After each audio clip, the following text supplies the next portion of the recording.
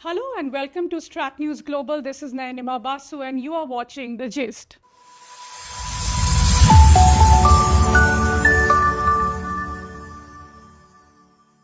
I have with me today a very special guest, Mr. Penpa Tsering. He is president of the Central Tibetan Administration, which is otherwise president of the Tibetan government in exile. And we are going to understand from him the entire issue that we are hearing right now on reincarnation of His Holiness the Dalai Lama.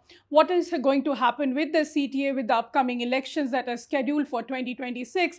And how is it that the Tibetan community here and the cause at large is looking at the new kind of rapprochement that's happening between India and China?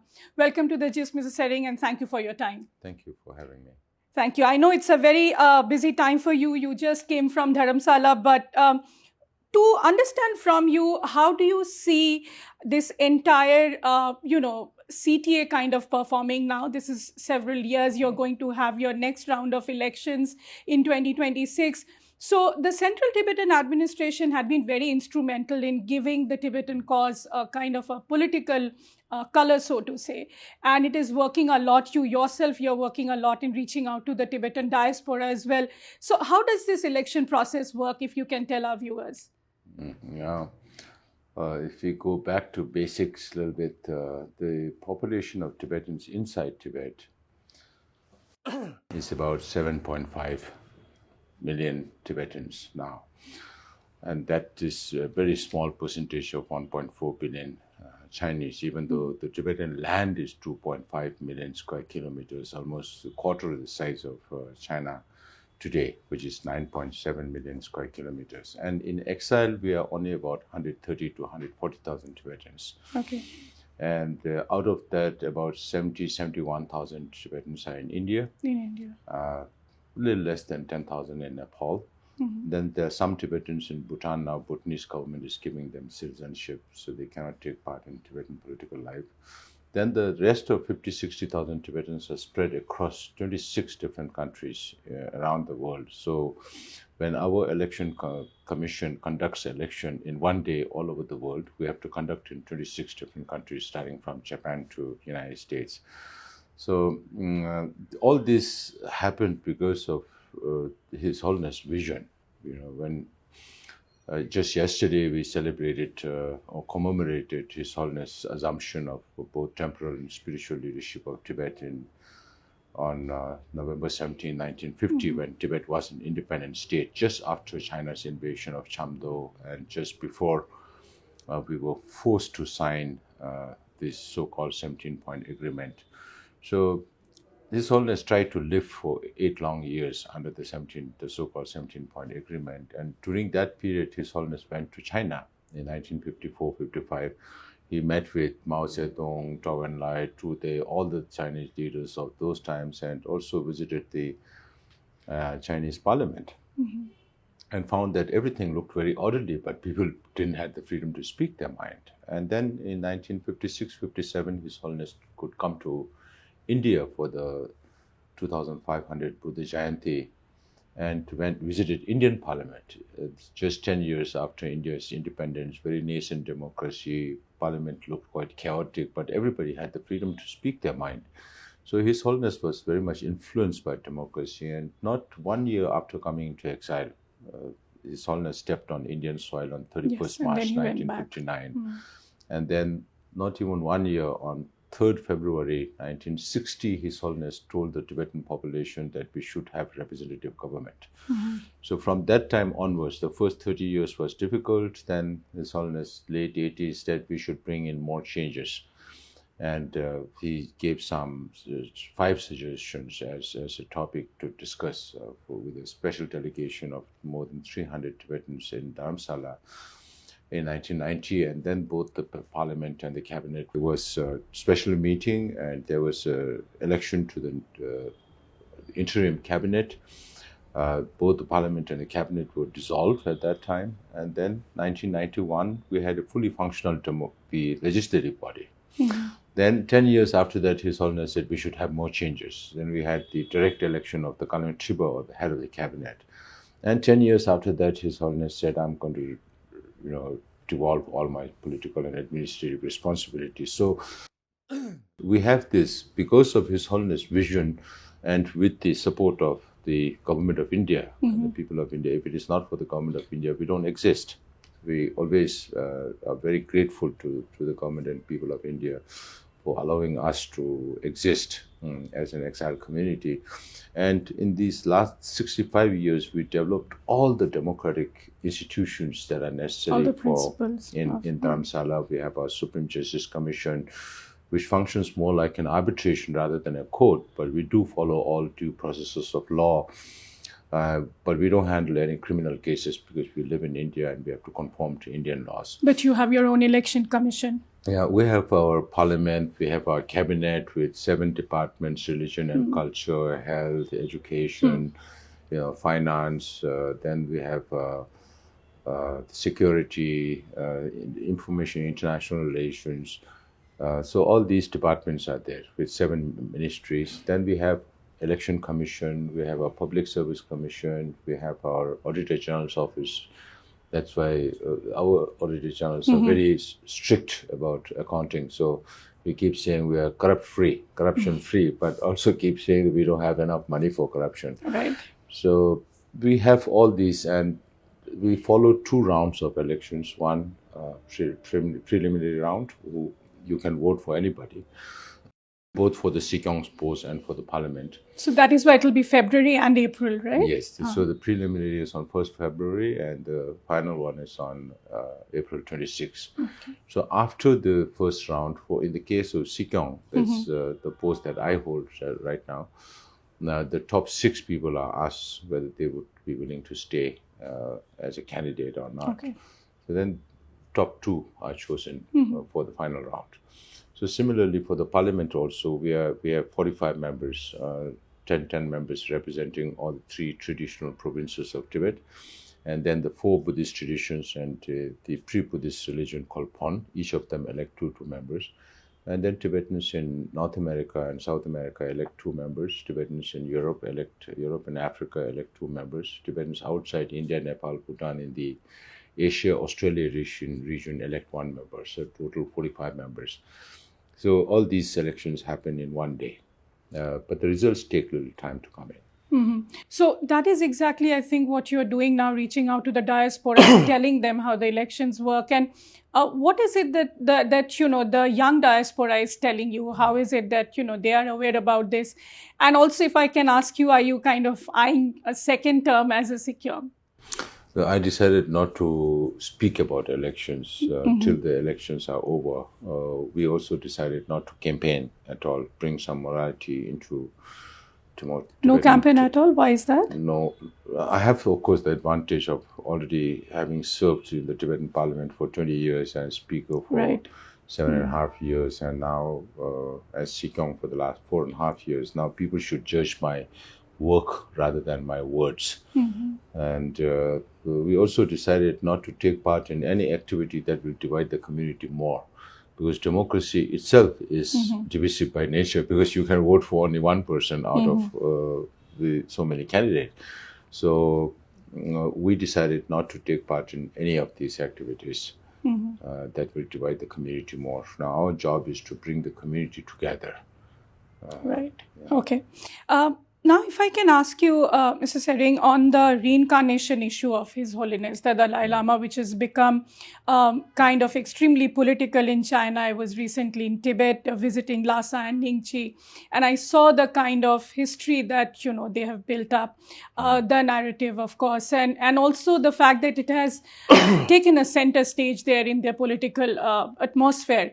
But if you see in India, the issue is more of dealt as a religious, issue. And we keep hearing from the government that, of course, it will be the Dalai Lama's call, solely his authority, and of course for the Tibetan community. But do you think somewhere India needs to probably also take it politically up with China? What is your view on that? That's for the Indian government to decide. I always keep saying that I'm in no position to advise the Indian government. And we have also been pragmatic in our approach, in the sense that if there has to be a resolution to the Sino-Tibet conflict, then it can come only from China. India is not going to fight for Tibet.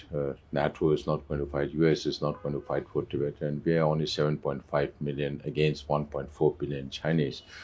And also the fact that His Holiness always talked about the middle way policy.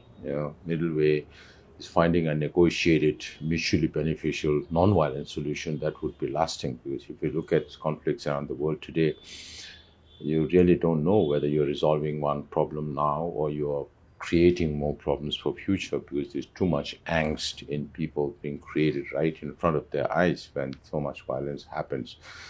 So when it comes to His Holiness reincarnation, of course, the Chinese government is not bothered about the living 14th Dalai Lama, who is very much with us here today, but they are more concerned about the yet to come 15, because they know that if they can control the next Dalai Lama, then they can control the Tibetan people and Tibet. So, but unfortunately, again, when it comes to history, China is always on very thin ice. China's position are threefold so far. One is that they will look for His Holiness reincarnation within China, which means they are ordering this Dalai Lama not to be reborn outside Tibet or China. In history also, we had the fourth Dalai Lama born in Mongolia. The sixth Dalai Lama was born in Tawang. At that time, the status of Tawang was a little different, but it's part of India today. So that is one position, and His Holiness' response is very simple, that I'll be born in a free world. Because the whole concept of reincarnation is to carry forward the responsibilities of the previous Lama. So this 15th Dalai Lama, the yet to come 15th Dalai Lama, has to carry forward the job of the 14th Dalai Lama. That is why His Holiness says, if I get to go to China and Tibet, I'll go. Even at this age, when he can travel to Ladakh, then most probably he can travel to Tibet as well. But I will not live there because there is no freedom there. Because China's condition is, if His Holiness comes back, he should stay back for good. Then they can control his reincarnation also. Then the second narrative from the Chinese side is that by tradition, the golden urn should be used. Yes. That is why I was misquoted in some of the newspapers here in India. But what I said was, the very basis of golden urn, which China traces back to 1793, when the Qings had some influence on Tibet, there is no evidence that such a document existed. The 29 point, some say guidelines, some say 29 point ordinance. But there was no document to prove whether from the Chinese side or from the Tibetan side. That is why I said we will hold an international conference on this fact, whether there was ever a document of this sort or not. Now, our argument is there have been 8 Dalai Lamas before 1793, and those were really chosen through traditional means. What the Qing did was politicize the system, but then again, Qings at that time were Buddhists to some extent, not a communist government like today. So, in that sense, golden urn is being misused by the Chinese government. If you refer to the Panchen Lama's reincarnation also, they used the golden urn, but it was manipulated to choose the candidate they wanted to choose. There are evidence also, people have written about such kind of thing, but particularly by Arya Rinpoche, who was a witness, personal witness during the selection of the 11th Panchen Lama. So this will be misused. The Chinese government says, oh, His Holiness Dalai Lama is politicizing these issues, whereas China is really politicizing our religious practice. Now, the third position of the Chinese government is, as per the law they passed way back in 2007 called the Order Number 5, that states that the Chinese state, communist state that does not believe in any religion would be responsible for recognizing the reincarnated lamas. So for that, His Holiness, as I mentioned yesterday also, always has a very wise and humorous way of responding to different difficult questions. His Holiness says if the Chinese government is really serious, they should study Tibetan Buddhism and believe in the concept of life after death. If you don't believe in the concept of life after death, how can you believe in reincarnation in the first place? And if the Chinese government is really serious, they should look for Mao Zedong's reincarnation first, Deng Xiaoping's reincarnation second. Now even Jiang Zemin is not with us. So they should look for the Communist Party leadership's reincarnation. Then maybe the Dalai Lamas. So His Holiness, the 14th Dalai Lama, keeps insisting that he will live for another 2 decades and more. Since this new Tibetan New Year, His Holiness says, I'm going to live up to 130. So I tell that to the Chinese, this message is for you, because you're waiting for this Dalai Lama to die. And till this Dalai Lama is alive, there's nothing anybody can do about it, not even the Chinese government. So let us see whether communism outlives His Holiness or His Holiness outlives communism. And if there are 2 Dalai Lamas in future, it's going to be a lifelong headache. Yeah, I was actually coming to that, because what I really heard from the Chinese government and what they keep on saying is the fact that even the 14th Dalai Lama, despite the golden urn system and all the lottery system and the complexities around it, the final approval has to come from the central government, which happened in this Dalai Lama's case as well. So in the future, when the 15th Dalai Lama happens, how do you think that dynamics will work out? No, on the 14th Dalai Lama, the golden urn was never used. Not for the 13th Dalai Lama also. No, I'm saying the central government's approval. Central government's approval at that time was not necessary, because Tibet was an independent state. Even though Amdo, where that region where His Holiness was born, was under the control of a warlord called Mabofang. It was not the warlord had no loyalty to the Kuomintang government of those days, because China was fractured in many ways. So that is why we have to segregate the history of China into different parts. It's not same as it is being portrayed by the communist government today. So golden urn was never used for the 13th Dalai Lama or the 14th Dalai Lama. The selection was done through traditional means, through visions in the lake and divinations and all those kind of things. So even in the case of 14th Dalai Lama, the Chinese government might symbolically follow some kind of a Buddhist tradition, but unless you believe in the system, because religion is faith, it's belief. So if you don't believe in the religion, then you are using that as a political tool for sure. So that is why His Holiness made it very clear on 2nd of July this year that the lineage of the Dalai Lama will continue, and the Ganden Potang Trust of His Holiness the Dalai Lama will be responsible. That will also continue and will be responsible for the selection of the next Dalai Lama. So it is up to, when you talk about reincarnation, it's up to the individual who's going to be reborn, who decides where he or she will be reborn. No, it's not something that the government decides. Okay. You also said recently in this event in Delhi that the next Dalai Lama can also be a woman. Or maybe current Dalai Lama, His Holiness, can name his own successor, before he kind of passes away. Is that a possibility? And also, you spoke about a scenario where the world might end up having 2 Dalai Lamas. How do you think the Tibetan community will be receiving it, especially the youngsters who, would be, they are also the Gen Z of the Tibetan community. How do you think they will be coming to terms with that? No, when it comes to religion, it comes to belief. So even in the case of the 11th Panchen Lama, now you have 2 Panchen Lamas, one recognized by His Holiness and now missing. His whole family is missing. We don't know whether he's alive or not. And the one chosen by the Chinese government. And the one chosen by the Chinese government does not command any respect from the Tibetans. When he is sent to Tibet, just as he is being done now he's being sent to Tibet more and more to make him more relevant. When he's sent to Tibet also, people are paid money to go and receive him with scarves. People are paid money to listen to his teachings.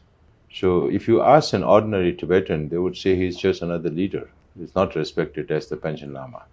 So to show their displeasure, they can't sell the picture of the Panchen Lama chosen by His Holiness. They don't want to sell the picture of the Panchen that Chinese government has chosen, so they sell pictures of only the 10th Panchen Lama, the previous Panchen Lama, on the streets of Lhasa to show their displeasure. So this will be the same. If China comes out with another Dalai Lama, that Dalai Lama will not have the freedom to travel around the world, just like Chinese Panchen Lama, who is not able to travel around.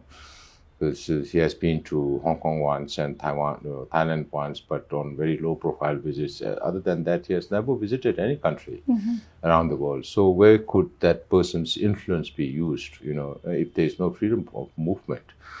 So in the case of in future also, if there are two Dalai Lamas, the same thing will happen. The one who is born outside will have all the freedom to travel around the world and use his or her influence. So you started with, if you go back a little bit into how His Holiness has responded to different questions. When he's asked whether the next Dalai Lama could be a woman, His Holiness says, why not? Because mothers have natural compassionate tendency towards their children. And then when he's asked whether it could be an emanation, which means appointing somebody as your successor before you, this has also happened in Tibet. So sometimes he says, I could be the last Dalai Lama, because he believes that everything should end on a high note, and this 14th Dalai Lama performed quite well in this world. So if there is one thing that the Chinese government cannot handle is unpredictability. So even now, His Holiness has confirmed that the lineage will continue and the trust will be responsible for the selection, but he has not said whether it's going to be a reincarnation or emanation or a woman or whatever. So basically, he will take the call himself. I mean, there is no historical precedence to it, right? I mean, especially a woman becoming a Dalai Lama, that will be... yeah, it has not happened before, but it's up to His Holiness to decide.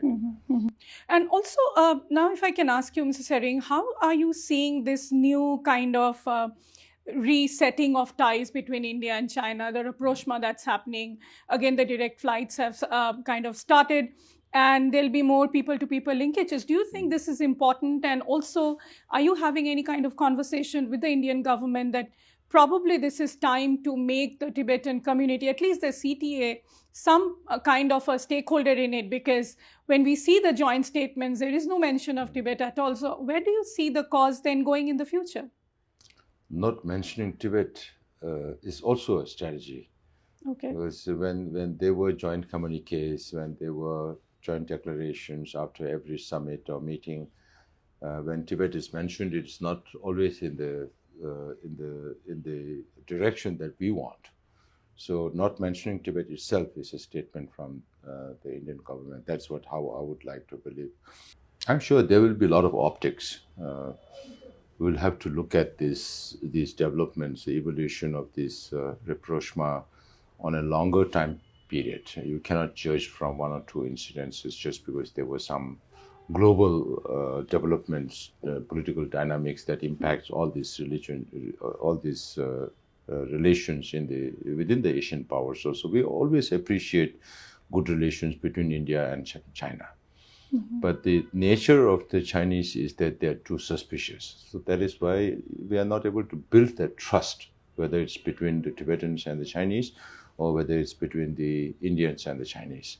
So this lack of trust is contributing to a lot of things. The Himalayas, with more than 1,600 kilometers of border between India and Tibet, which used to be India and Tibet border, is one of the most non-porous borders. So we hardly have any human-to-human relations, no trade on the land side across the Himalayas. So this needs to be improved. Then only we can increase communication. Then only we can increase trust. If there is no communication, if there is no human relations between two countries, there's no way you can improve relations, whether it's between people or between governments. But the things that have gone under the bridge for so long between India and China has been going on for so long. The main thing is the border issue. Why is this something that cannot be resolved?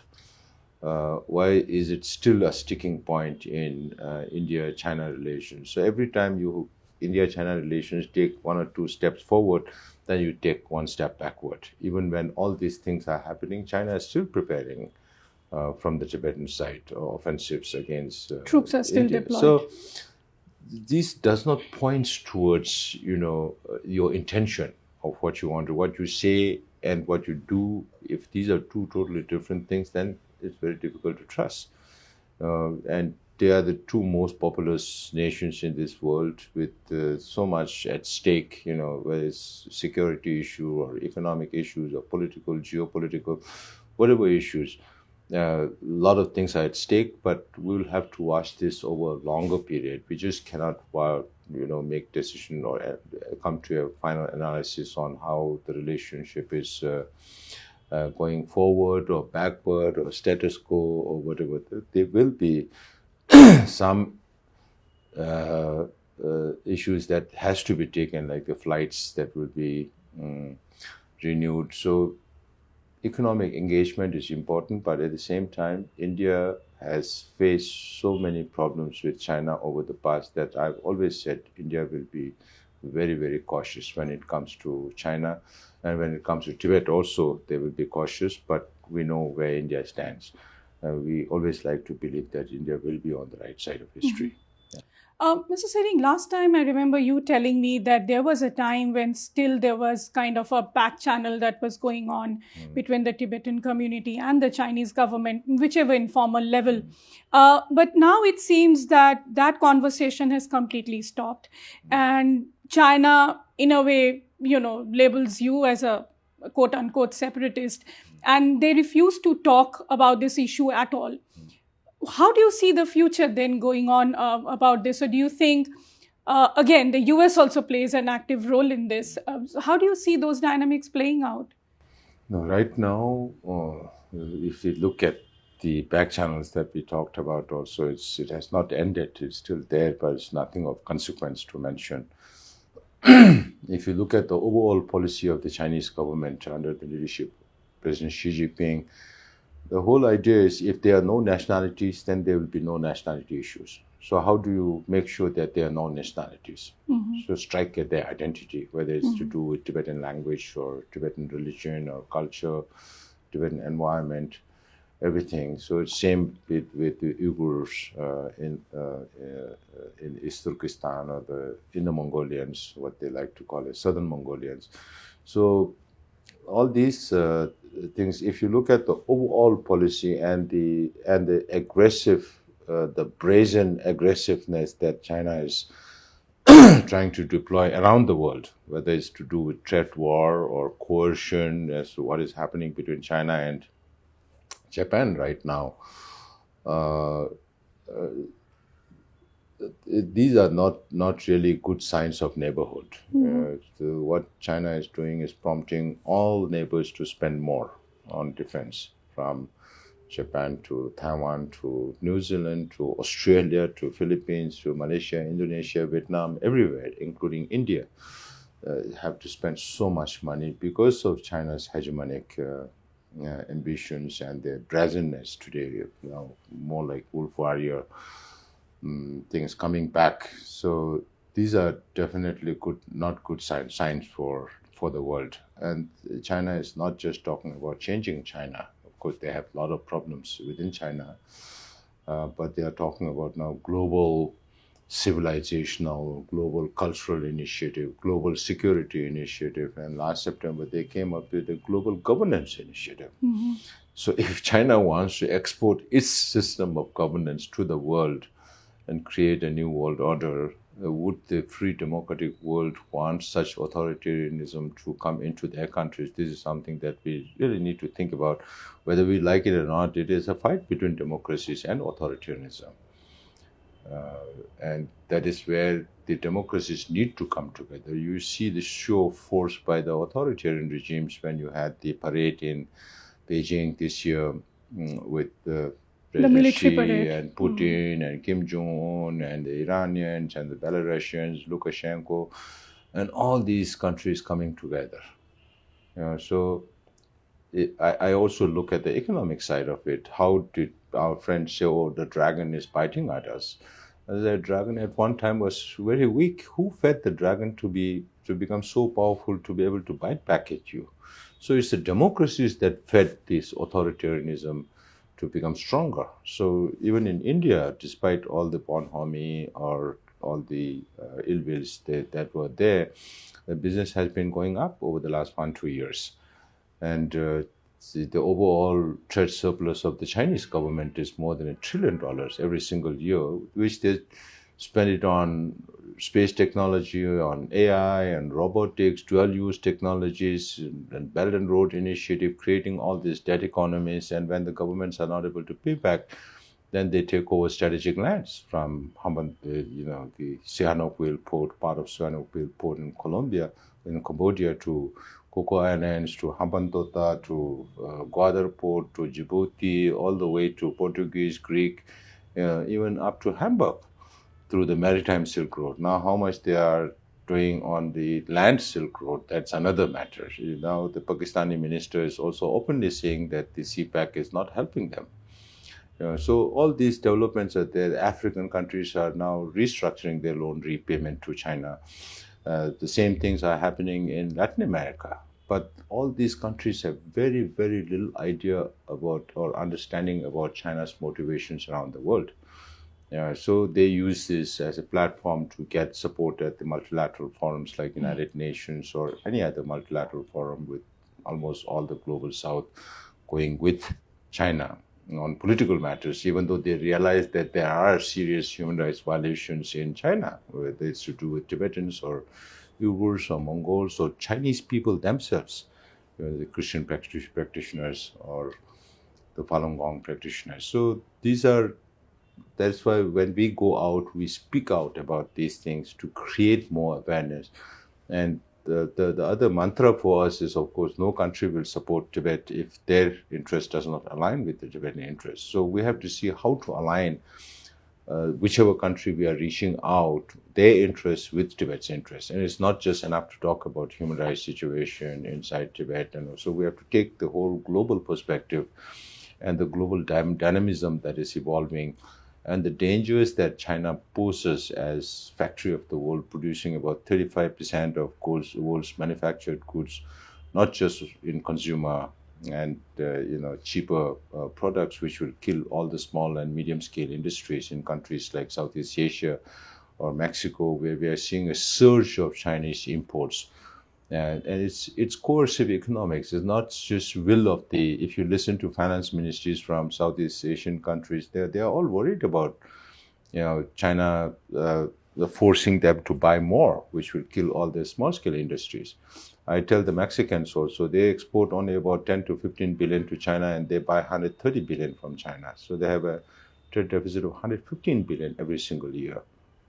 United States have more than 300 billion. All the 27 EU countries have more than 400 billion trade deficit with China. So in Mexico also, we went through some back streets and we saw these huge toy shops, and all were made in China. So there will be no space. There will be no, you won't be able to compete with Chinese price because of the overcapacity they have and all the subsidies that the government gives for them to be able to sell at such a low price. That is why they're going through deflationary trends inside China, where you have inflation everywhere. And this also has its consequences on the economy as a whole, because salaries go down, companies make less business. Then over and above that, you have unemployment program, the housing collapse, the local governments going bankrupt. So China also has a lot of problems. It's within the political also, even though everything is very opaque, if you watch over a longer period, then you get a sense of the symptoms of a bigger malaise that is eating into the Communist Party. Sikyong, my last question to you will be on the fact that now that the world is changing, India-China relationship is also changing. There are so many uncertainties in this world. The CTA is also evolving. The Tibetan community is becoming much more, a younger generation. So how do you see the Tibetan cause, especially the community living in India, the future in the next, let's say, 10, 20 years? Now, I cannot predict exactly how it is going to shape up, but we do definitely look at numbers and see how the community is changing. We cannot stop these social and demographic changes that are happening. It's not within our powers, and it's not something that is our job to do it. So what we are trying to do is we are witnessing the dispersal of the compact communities that were established by the government of India in different states. Now we are scattered across 37 locations in 10 different states and 2 union territories in India. And because of these compact communities, we are able to, preserve our language, our religion, culture, and all that. And that is now coming under threat because a lot more younger generation Tibetans are moving out to Indian towns and cities for employment or to Western countries for opportunities. And looking at, because of course there are always good sides and bad sides to it, advantages and disadvantages in every situation. So here we are looking at community that's getting dispersed, that has its impacts on cyclical impacts on school system and every system, that's involved depending on the size of the settlement. Bigger settlements are okay, but the mid-size between 600 to 1,000 people, if you don't have a new birth in 1 year, we don't have one class in a school. Okay. So those are the challenges that we have to now. We have to take on looking at how to we integrate our school system. We still run 62 schools in India and Nepal. So this is just one example of the challenges that. But again, the advantage is that now you find Tibetans in more than 26 different countries. They're all educated Tibetans. They understand the language. They have become nationals there. So if they understand a little more about what China is doing, what is happening inside Tibet, and how the global political dynamics are shaping up, and how that impacts the Tibetan cause, that they could be the best advocates for Tibet. That's why we started this platform called WeTag. It's called Voluntary Tibet Advocacy Group. More than 800 young Tibetans have registered from different countries. Every year we hold International Youth Forum in Dharamsala, bringing in 100 new young Tibetans, acquaint them with the CTA, and make them understand what their main family is all about, and then how they can contribute to the cause. We have regional conferences happening in different parts of the world. We also now have adopted this model that the International Campaign for Tibet has set up as Tibet Lobby Day. Wherever there are Tibetan communities, every single year we have fixed a date to lobby with politicians in that country, starting from the United States, Canada, to Europe, and all that. That happens same day in all countries? Not necessarily, because dates are different in different countries. You have parliament sessions or not in session, so dates are different, but the format is similar. So we are trying to build the leverage of the young Tibetans. And when I travel outside, as you know, we try to spend more time with the younger generation to explain to them the basics of Tibet. But it's, of course, a challenge because they're born and brought up in a completely different environment. Exactly. Now, we are also trying to create Tibet township projects where Tibetans can live together, even in the United States. Not everywhere, but in select places where the logistics are much easier. So every effort is being made towards those. In the settlements here, we try to provide for Tibetans who came from over Tibet in the last 30, 40 years, who don't own anything. We try to move them to larger settlements to bring some vibrancy into the settlements that will not only help the immediate need of people who don't have homes, but in longer term to sustain the movement itself. So there are several things we need to do. Of course, we have to keep the younger generations of Tibetans together, even though we are physically becoming more distant, but at least mentally closer. We receive some respect or recognition from parliaments or governments around the world, mainly because of His Holiness Dalai Lama. So when His Holiness is alive, then we should be working on increasing the visibility of the Tibetan leadership and institutionalizing our relations with other governments in the years to come. Another 20, 30 years down the line, when His Holiness is no more with us, then this Sikyong should receive the same treatment as we receive today, because governments also look at protocols for what they had said before. So then we also look at possible scenarios for China, because China is not going to be the same in another 5, 10, 15 years down the line. So we look at different political scenarios, including status quo, and see what are the hopes and what are the challenges, what are the opportunities for Tibetans and Tibet. But as long as the spirit of the Tibetans inside Tibet are strong, we'll keep on fighting. We will never give up.